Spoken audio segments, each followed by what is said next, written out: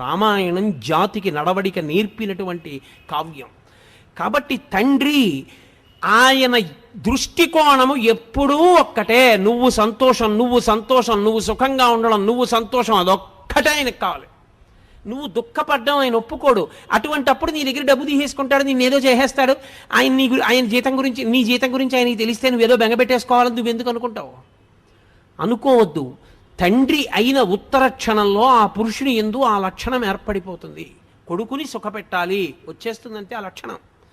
కాబట్టి ఇది తల్లిదండ్రుల యొక్క లక్షణం. అందుకే జన్మతః గురువెవరు అంటే తండ్రే. అక్షరాభ్యాసం అందుకే తండ్రితో చేయిస్తారు.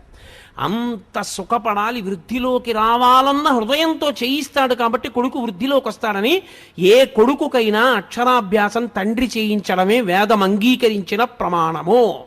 మీరు బాగా చదువుకున్నవారు కదండి, మీరు అక్షరాభ్యాసం చేయించండి అని అడగకూడదు. అసలు నన్ను ఎందరో వచ్చి అడుగుతుంటారయ్యా మీరు అక్షరాభ్యాసం చేయించండి ఒక్కసారి, మా మనవండి మా అబ్బాయి నేను చెయ్యనని చెప్తాను. నేను చెయ్యను, అలా చేయకూడదు. నువ్వెందుకు చెయ్యవు? నువ్వు తండ్రివి, నువ్వు గురువు, నువ్వు చెయ్యి అని చెప్తుంటాను.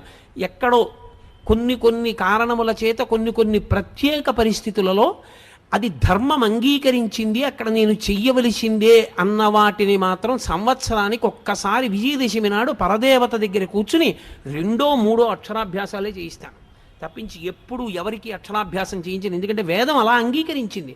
తండ్రి చేయిస్తే వాడు వృద్ధిలోకి వస్తాడు. నీకు మంత్రం ఎవరు ఉపదేశం చేశారు? ఉపనయనంలో తండ్రే. ఎందుకు చేయించారు? ఇంకోళ్ళకి తెలియదా గాయత్రి మంత్రం? తండ్రి ఎందుకు చెయ్యాలి? గురుత్వం తండ్రిది. ఆయన పూజనీయుడు. ఆయన కన్న పూజనీయుడు లోకమునందు వేరొకడు లేడు. పూజ అన్న మాటకు అర్థం ఏంటో తెలుసా? ఎవరిని నువ్వు గౌరవిస్తే నీకు గౌరవం వస్తుందో దానికి పూజ అని పేరు.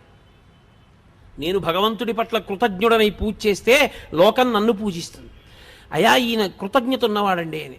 తండ్రికి నువ్వు నమస్కారం చేస్తే లోకమంతా నీకు నమస్కారం చేస్తుంది. కృతజ్ఞత కలిగియుండుట, పూజనీయత పొందియుండుట, పూజించుట.